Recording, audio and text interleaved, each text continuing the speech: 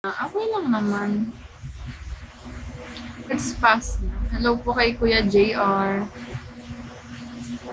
Kay Kenjaku. Hi Idol. Ganda po sobra. Ay! Kadiri naman.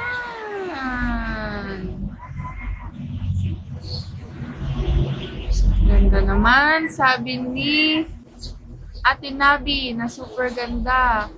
Hi Ate Nabi. Performer nga kayo, spend pa kayo ng pera. Grabe, ewan ko. Pero for me, sobrang gandang experience rin ng Toy-Con sa amin. Kahit ginipit din kami sa pagkain.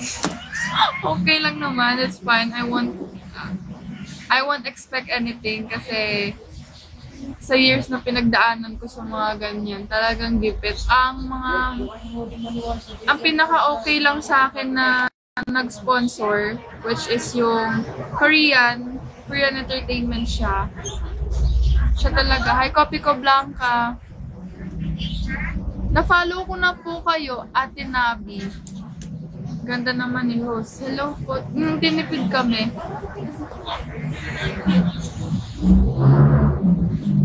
Ayun. Wait lang. Thank you po. Ayun. Edi ano na. Nasaan na ako? Asan na ako? Tambay ka soon sa ibang branch para ma-meet ka nila. Ganda. Sige po, Ate Nabi. Ganda. Thank you po.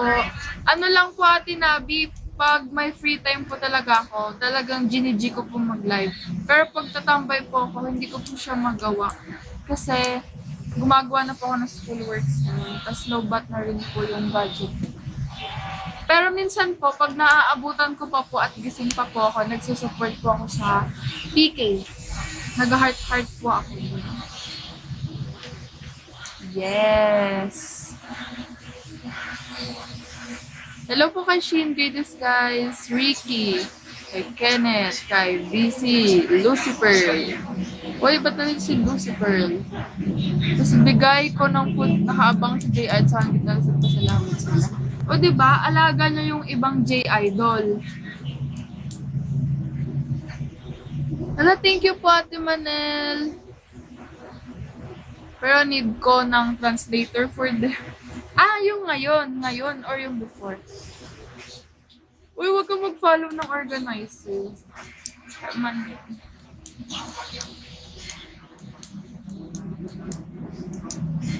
Last year. Ay, wala kami ng last year. Papang.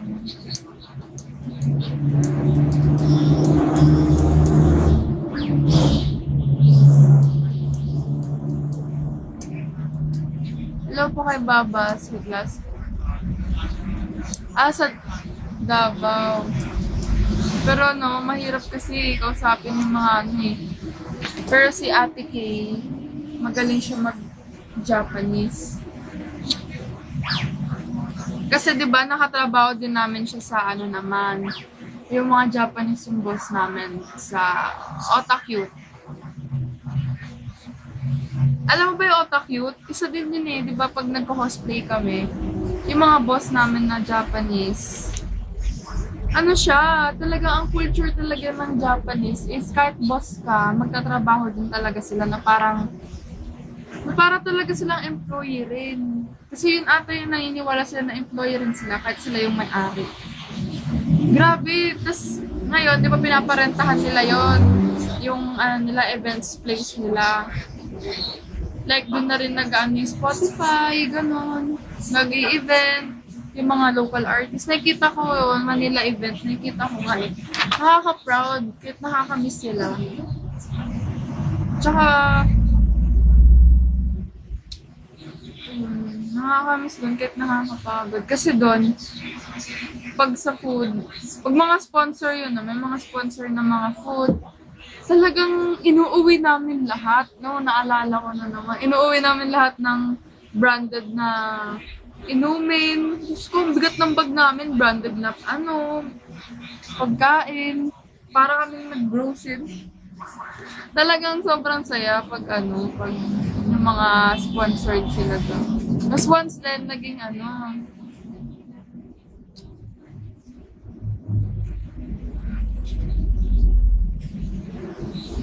O, diba? May sinabi din sa Mandawa Girls na yung pag-volunteer ng training talaga pag... Oo, magiging training. Natry ko na rin magtrabaho doon mismo. Hindi ako nag-staff ako sa Otakute. Makita ng mga jobs para daw professional. Yes.